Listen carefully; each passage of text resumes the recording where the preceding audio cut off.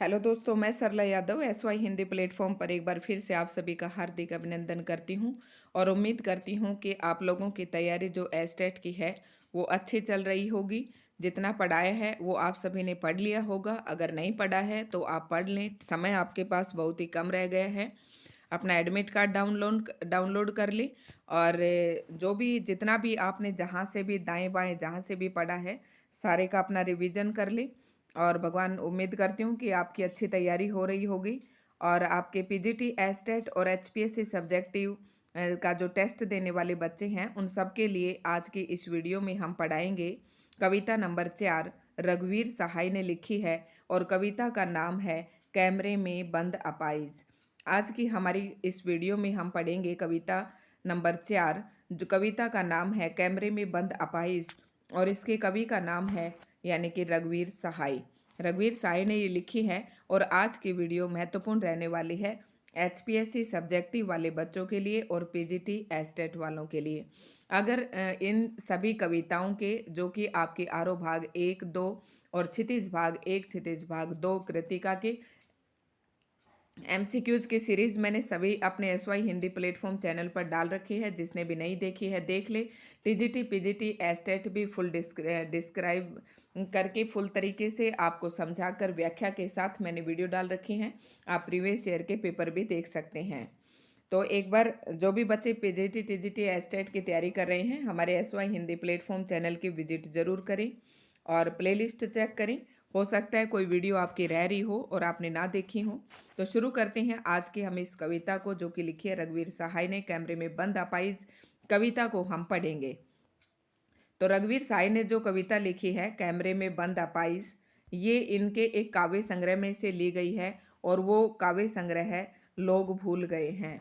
लोग भूल गए हैं। आपको ध्यान रखना है पीजीटी एस्टेट वालों के लिए इसी प्रकार के प्रश्न पूछे जाते हैं।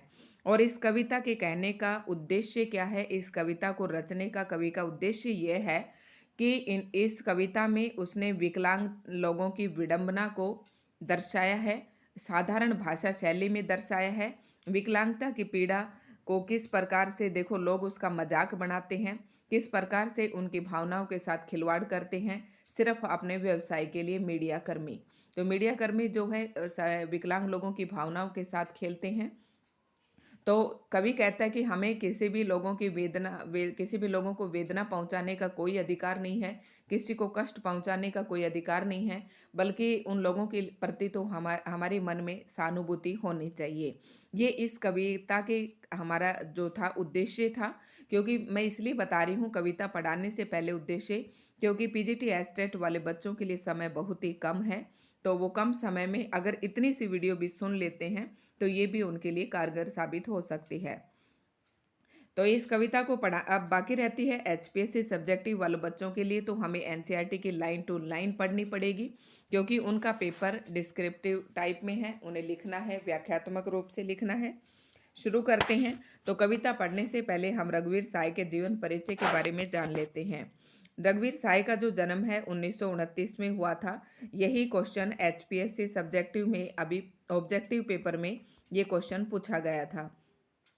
तो पीजीटी एस्टेट वाले बच्चे भी ध्यान रखें। ये जो रघुवीर सहाय का जन्म 1929 को लखनऊ उत्तर प्रदेश में हुआ। इनकी प्रमुख रचनाएं हैं अज्ञे द्वारा संपादित दूसरा सप्तक 1951। अब आप ये समझ रहे होंगे कि बार बार सप्तक का नाम आ रहा है।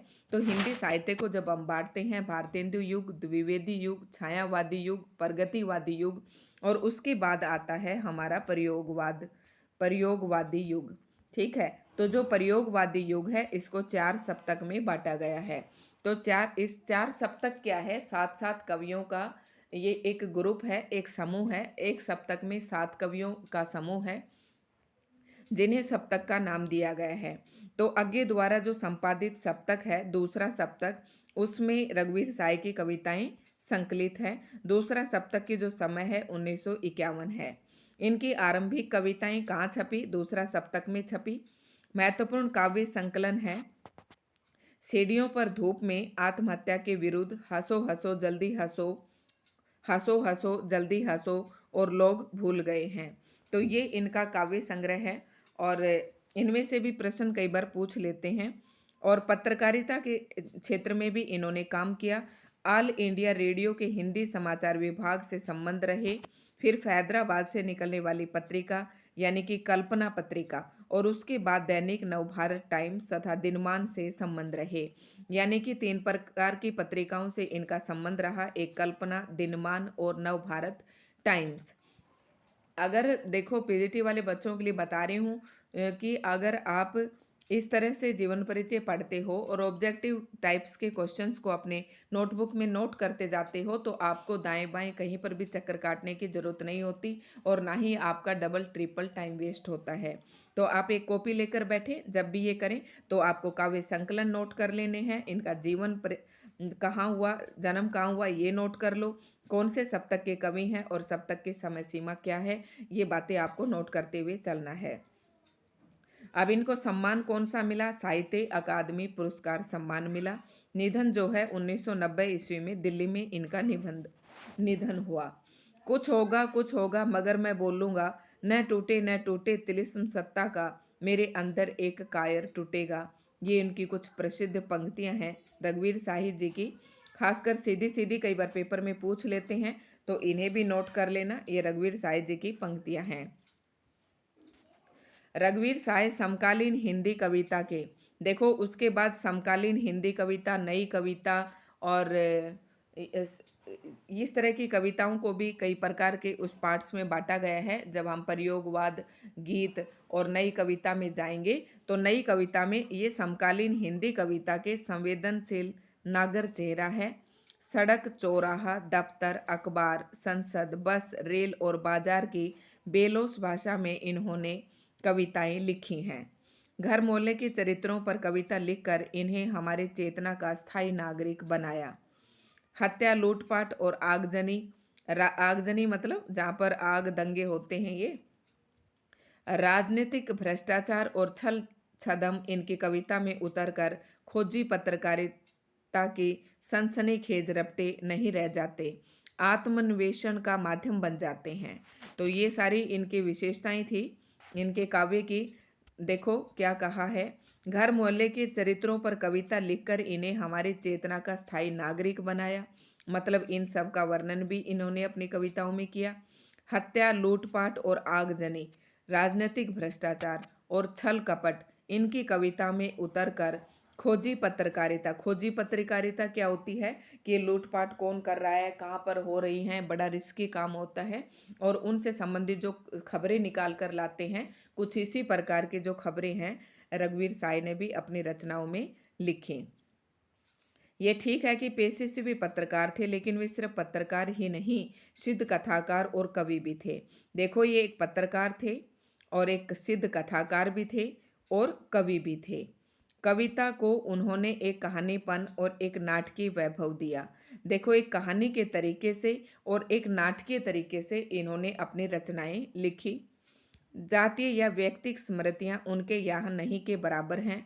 देखो व्यक्तिक स्मृतियां मतलब एक व्यक्ति विशेष से संबंधित, यानी कि जैसे हरिवंश राय बच्चन था, उन्होंने अपना व्यक्तिगत परिचय दिया और गजानन माधव मुक्ति बोध जी तो जो थे उन्होंने अपना सहर्ष स्वीकारा है कविता में, अपनी आत्म अनुभूतियों को दर्शाया है कविता में।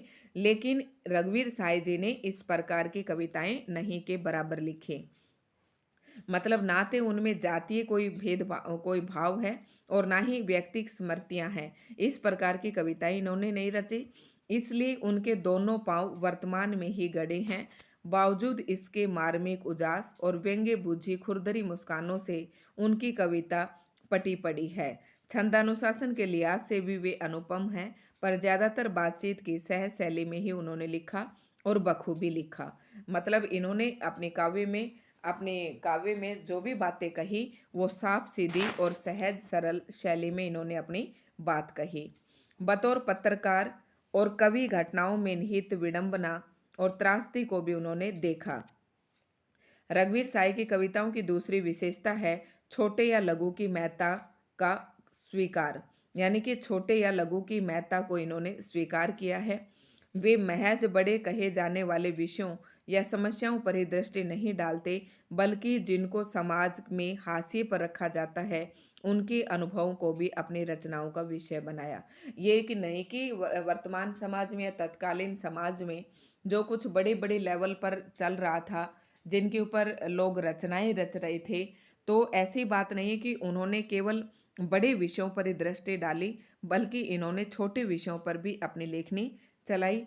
रघुवीर जी ने भारतीय समाज में ताकतवरों की बढ़ती हैसियत और सत्ता के खिलाफ भी साहित्य और पत्रकारिता के पाठकों का ध्यान खींचा। रामदास नाम की उनकी कविता आधुनिक हिंदी कविता की एक महत्वपूर्ण रचना मानी जाती है, तो रामदास भी इन्हीं की रचना है। अत्यंत साधारण और अनायास सी प्रतीत होने वाली शैली में समाज की दारुण विडंबनाओं को पकड़ने की जो कला रघुवीर साई की कविताओं में मिलती है, उसका प्रतिनिधि उदाहरण है। मतलब क्या है, समाज की दारुण विडंबना को इन्होंने अपनी कविताओं में पकड़ा है, और उसका एक उदाहरण है कैमरे में बंद अपाइज कविता, जो कि उनके लोग भूल गए हैं, संग्रह में से ली गई है। ये बात मैं पहले ही आपको बता चुकी हूँ।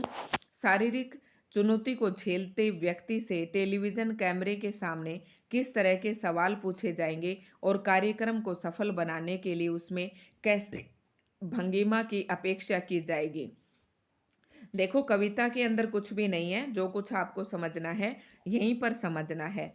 कैमरे में बंद जो अपाहिज एक कविता है, उसमें एक अपाहिज की विडंबना को प्रकट किया है कवि ने अपने दर्शकों के सामने, और किस प्रकार से वह अपाहिज अपने शारीरिक चुनौतियों को झेलते हुए और कैमरे के सामने आते हैं, और कैमरे वाले उनसे बार बार सवाल पूछते हैं, और इस कदर सवाल पूछते हैं कि अपाहिज के मन में भी आंसू आ जाते हैं, आंखों में आंसू आ जाते हैं, और दर्शकों के आंखों में भी आंसू आ जाते हैं। तब कैमरे वाले ये समझते हैं कि हमारा कार्यक्रम सफल हुआ, और उसकी, ठीक है, और कार्यक्रम को सफल बनाने के लिए उसमें कैसी भंगिमा की अपेक्षा की जाएगी, इसका लगभग सपाट तरीके से बयान करते हुए कवि ने एक तरह से पीड़ा के साथ दृश्य संचार माध्यम के संबंध को रेखांकित किया है। किसी की पीड़ा को बहुत बड़े दर्शक वर्ग तक पहुंचाने वाले व्यक्ति को उस पीड़ा के प्रति स्वयं संवेदनशील होना और दूसरों को संवेदनशील बनाने का दावेदार होना चाहिए। कवि ये कह रहा है, यहाँ पर क्या बात कहना चाह रहा है कि हमें किसी की भी भावनाओं के साथ, किसी की भी पीड़ा के साथ खेलने का कोई अधिकार नहीं है। अगर हम बल्कि ये क्या करते हैं, किसी एक व्यक्ति की पीड़ा को दर्शक वर्ग तक पहुंचाते हैं, अपने उसमें ये अपनी लोकप्रियता समझते हैं। लेकिन कवि ये कह रहा है कि इनको ऐसा नहीं करना चाहिए, इन्हें उस व्यक्ति के प्रति संवेदनशील होना चाहिए और संवेदनशील होने का ही संदेश देना चाहिए। लेकिन कवि कह रहा है कि विडंबना तो देखिए, विडंबना का मतलब है कि कवि ये कहता है कि देखना, दुर्भाग्य कितना बड़ा है कि आप जब पीड़ा को पर्दे पर उभारने का प्रयास करते हैं, तब कारोबारी दबाव के तहत आपका रवैया संवेदनहीन हो जाता है। कवि कह रहा है कि इनका ये अपना कारोबार है, तो अपने कारोबार के चक्कर में ये उस विकलांग के प्रति संवेदनहीन हो जाते हैं। सहाय जी की ये कविता टेलीविजन स्टूडियो के भीतर की दुनिया को उभारती जरूर है, लेकिन ये आवश्यक नहीं कि इसे सिर्फ टेलीविजन माध्यम से जोड़कर देखा जाए। अपनी व्यंजना में ये कविता हर ऐसे व्यक्ति की ओर इशारा करती है जो दुख, दर्द, यातना, वेदना को बेचना चाहता है। कवि कह रहा है कि यहाँ पर केवल दूरदर्शन कर्मियों पर ही एक बार व्यंग्य करना कवि का काम नहीं है, बल्कि कवि उन सभी लोगों को निशाना साधा है जो इस प्रकार की हरकतें करते हैं, जो दीन दुखी लोगों की संवेदनाओं के साथ खेलते हैं। इस कविता को शारीरिक चुनौती झेलते लोगों के प्रति संवेदनशील नजरिया अपनाने के लिए प्रेरित करते पाठ के रूप में भी देखा जा सकता है। इसके लिए कवि ने धुर संवेदनहीनता को रेखांकित करने का तरीका अपनाया है। वह दिखलाता है कि किस कारण करुणा जगाने के मकसद से शुरू हुआ कार्यक्रम क्रूर बन जाता है। तो ये जो कविता है, कैमरे में बंद अपाइज, ये करुणा के मुखौटे में छुपी एक क्रूरता की कविता है। मतलब जब कैमरे वाला एक अपाहिज व्यक्ति को कैमरे के सामने लेकर आता है, तब तो उसमें करुणा का भाव होता है, लेकिन लास्ट में देखना वो किस तरीके से क्रूरता की हदें पार कर जाता है। अब पढ़ते हैं, कविता में कुछ भी नहीं है, जो कुछ मैंने समझाया वो मैंने अभी आपको समझा दिया, यही कविता में है। तो कविता का नाम है कैमरे में बंद अपाइज, और कवि का नाम है रघुवीर सहाय, और कौन से काव्य संग्रह में है? लोग भूल गए हैं। लोग सॉरी लोग भूल गए हैं। लो लोग भूल गए हैं। लोग भूल गए हैं। ये इनके काव्य संग्रह में से ली गई है। कैमरे में बंद अपाइज कविता, और कवि का नाम है रघुवीर सहाय। बार बार याद करवा देती हूँ आपको। और 1929 में इनका जन्म हुआ था, उत्तर प्रदेश में हुआ था। कविता में देखते हैं क्या कहा गया है।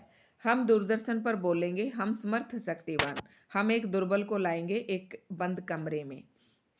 कवि कह रहे हैं, अब कवि क्या कहना चाह रहे हैं ये सब बातें तो मैं आपको पहले ही बता चुकी हूँ। तो कवि रघुवीर सहाय जी कहते हैं कि इस कविता में एक विकलांग लोगों की जो उसकी वेदना है उसको साफ सीधी भाषा शैली में स्पष्ट करने का प्रयास किया है। कह रहा है कि हम दूरदर्शन पर बोलेंगे। कवि कह रहा है कि दूरदर्शन वालों की निर्दयता तो देखिए, उनकी क्रूरता तो देखिए कि वे एक दुर्बल व्यक्ति को कैमरे के सामने लेकर आते हैं और अपने आप को समर्थ और शक्तिवान बताते हैं। अरे जब वो आदमी सामने वाला दुर्बल है तो तुम तो अपने आप ही शक्तिवान होगे। तो कवि कह रहा है कि मीडिया वाले कहते हैं कि हम दूरदर्शन पर एक समर्थ शक्तिवान लोग आएंगे और हम एक बंद कमरे में दुर्बल को लेकर आएंगे। उससे पूछेंगे। अब इस कविता में आप ये देखेंगे कि किस तरीके से एक अपाहिज आदमी के संवेदनाओं के साथ मीडिया वाले खिलवाड़ करते हैं। उससे पूछेंगे तो, और मीडिया वाले उससे बार बार पूछते हैं, उससे पूछेंगे तो आप क्या अपाहिज हैं? तो आप क्यों अपाहिज हैं? आपका अपाहिजपन दुख तो देता होगा। कवि कह रहा है कि एक अपाहिज व्यक्ति, इस कविता के अंदर एक मीडिया वाले एक अपाहिज या दुर्बल व्यक्ति को, एक कमजोर व्यक्ति को बंद कमरे में कैमरे के सामने लेकर आते हैं और उससे प्रश्न पूछते हैं कि क्या आप अपाहिज हैं? तो आपको अपाहिज होना दुख तो देता होगा। अगर आप अपाहिज हैं तो आप क्यों अपाहिज हैं? इस तरीके के प्रश्न उससे पूछते हैं। कैमरा दिखाओ इसे बड़ा बड़ा, हाँ तो बताइए आपका दुख क्या है?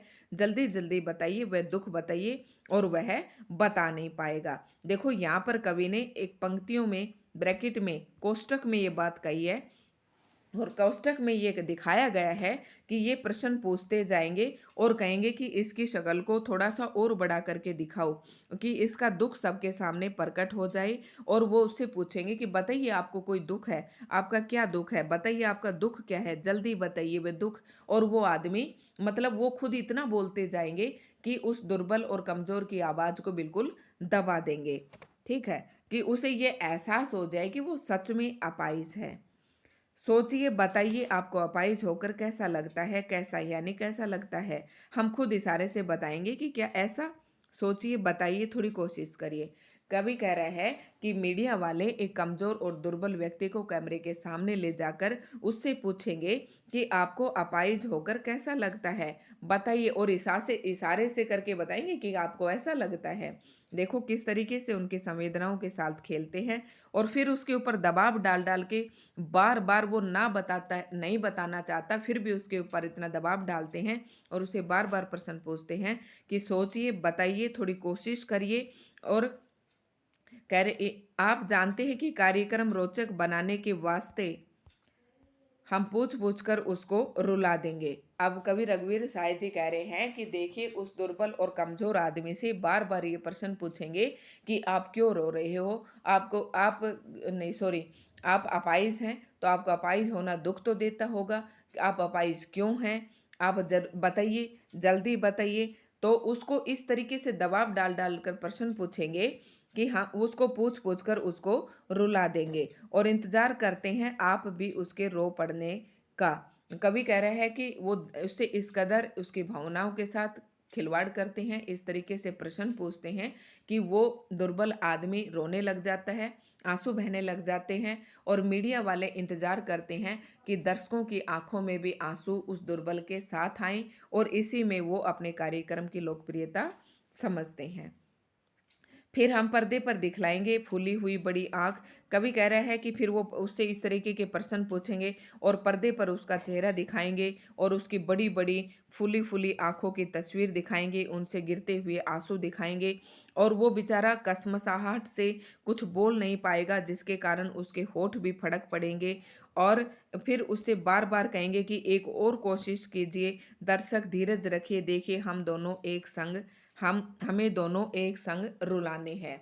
देखो मतलब यहाँ पर मीडिया वालों के जो मन में जो भावनाएँ होती हैं, उन सभी को यहाँ पर एक साथ यहाँ पर स्पष्ट रूप से और एक आसान शैली में, भाषा शैली में कवि ने यहाँ पर लिखने की कोशिश की है।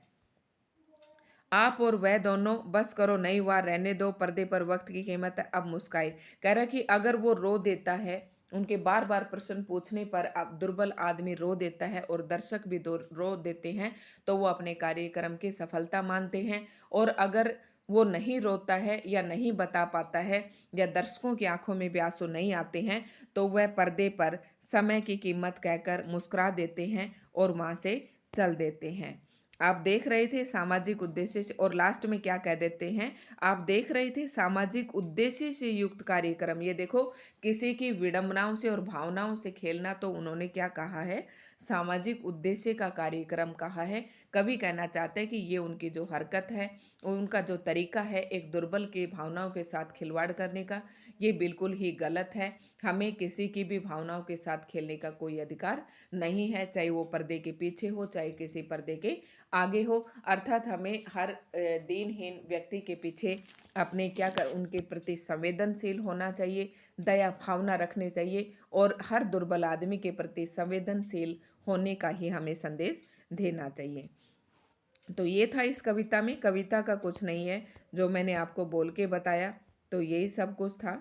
और ये थी हमारी आज की कविता, जो कि एचपीएससी वाले बच्चों के लिए भी महत्वपूर्ण रहने वाली है और पीजीटी एस्टेट वाले बच्चों के विशेष अनुग्रह करने पर ही मैंने समय निकाल कर फिर भी मैं डाल रही हूँ। और ज़्यादा वीडियो मैं इसलिए अपलोड नहीं कर रही हूँ कि मैं नहीं चाहती कि लास्ट के अंतिम दिनों में इस जैसे ये मीडिया वाले हैं उन्हीं में मैं भी शामिल हो जाऊं और आप लोगों को डिस्टर्ब करूं, क्योंकि एक हफ्ता वह होता है आप लोगों के पढ़ने का कि आपने जो कुछ पढ़ा है उसे आप रिवाइज करें। मैं जो है ये कैमरे में बंद अपाइज रघुवीर साई की जो विचारधारा है मीडिया वालों के प्रति, मैं उस मीडिया वालों में शामिल नहीं होना चाहती, क्योंकि ये फ़ोन भी हमारी मीडिया का ही एक अंग है और मैं नहीं चाहती कि मैं कुछ कुछ लाऊं इधर उधर से ढूंढ ढूंढ के और अच्छे अच्छे थंबनेल बनाकर और आपकी भावनाओं के साथ खिलवाड़ करूं और आपका समय बर्बाद करूं। ऐसा मैं बिल्कुल नहीं चाहूँगी। तो यही है, जो मुझे पढ़ाना था वो मैं समय रहते डाल चुकी थी, ताकि बच्चे समय रहते पढ़ सकें। फिर भी ये कविताएं एक दो बच्चे कह रहे थे कि मैम प्लीज़ एनसीईआरटी पूरी करवा दीजिएगा, तो मैंने सोचा कि चलो बच्चों की इच्छाएं हैं, तो मैं करने को तो 4-4 5-5 वीडियो भी डेली अपलोड कर सकती हूँ, लेकिन सोचा कि नहीं, इतना नहीं करना है, बच्चे पजल्ड हो जाएंगे और अफरा तफरी में एक दो प्रश्न ये ज़रूर गलत कर देंगे। हाँ, जो कविताएं आपने नहीं पढ़ पाई हैं आप उनके एमसीक्यूज पढ़ सकते हैं, सारा पढ़ा रखा है। तो ये थी हमारी आज की वीडियो, बहुत बहुत धन्यवाद। काफ़ी अच्छा बच्चों का सपोर्ट मिल रहा है। तो बच्चों, अगर आपको हमारी वीडियो पसंद आई तो लाइक एंड शेयर करें और अच्छे कमेंट्स करते हैं आप लोग, जिनसे मुझे खुशी होती है और अगली वीडियो लाने के लिए मेरा मनोबल बढ़ता है। तो इसी तरीके से आप हमारा सहयोग करते रहें और हम आपका सहयोग करते रहेंगे, क्योंकि आपकी सफलता में ही हमारी सफलता है। आपके 500 प्लस सब्सक्राइब होने के लिए आप सभी को हार्दिक बधाई देती हूँ। ये मेरा नहीं है, ये आप सभी का प्लेटफॉर्म है। यहाँ पर पढ़िए अच्छे से और जितनी मुझसे हो सकेगी उतनी निस्वार्थ भाव से और निःशुल्क रूप से मैं आपकी सेवा करती रहूँगी। तो बहुत बहुत धन्यवाद और उम्मीद करती हूँ आप मन लगाकर अपनी पढ़ाई कर रहे होंगे।